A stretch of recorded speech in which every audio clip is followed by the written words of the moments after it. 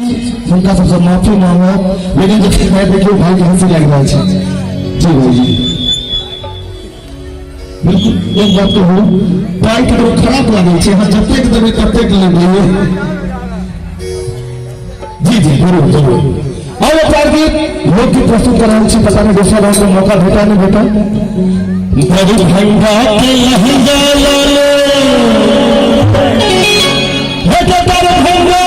के लहंगा लाले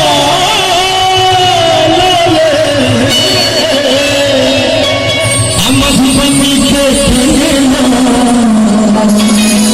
और वो हाथ में खिला बजा अब खेले हमरा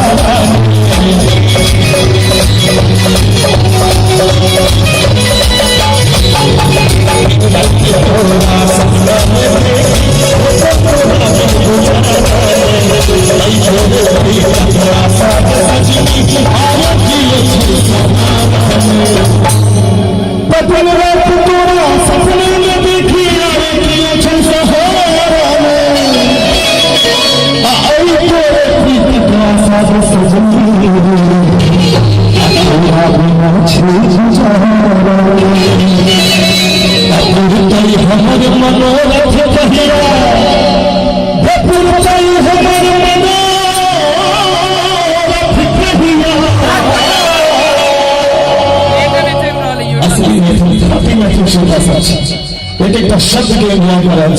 हमें हिंदी की तो फरमाइश सुना लेकिन अगला राउंड में गया।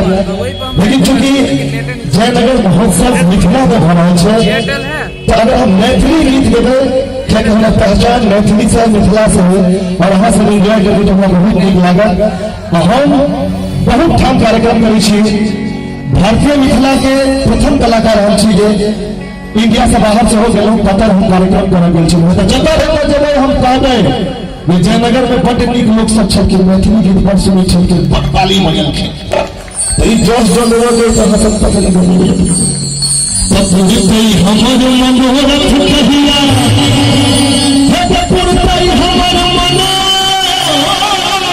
कहिया आ एके कहिया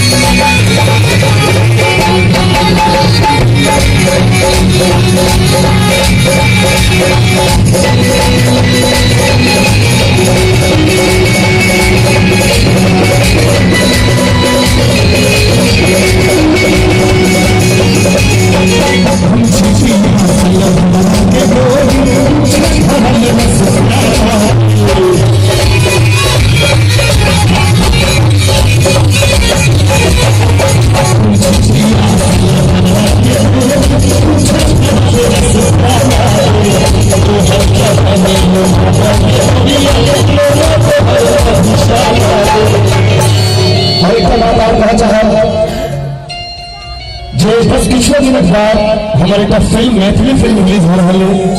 बहुत नीक फिल्म है। श्री राम जानकी फिल्म से बने पहले फिल्म बनल छे और हमारे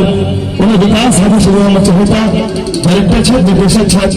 लेकिन हम दिल के बहुत करीब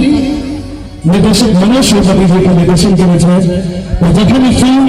मिथिलांचल में रिलीज हो तहाँ से जरूर देखा जाए क्योंकि मैथिली फिल्म के बहुत जरूरत है यहाँ सबकी जब वहाँ 4 गो तो चल गए मेरे फिल्म हिट क्योंकि हर जगह देख कर फिर 50 रुपया बोला पड़ेगा फिल्म में कम होना चाहिए परमेश्वर की सुनथिन हम परमेश्वर की सुनथिन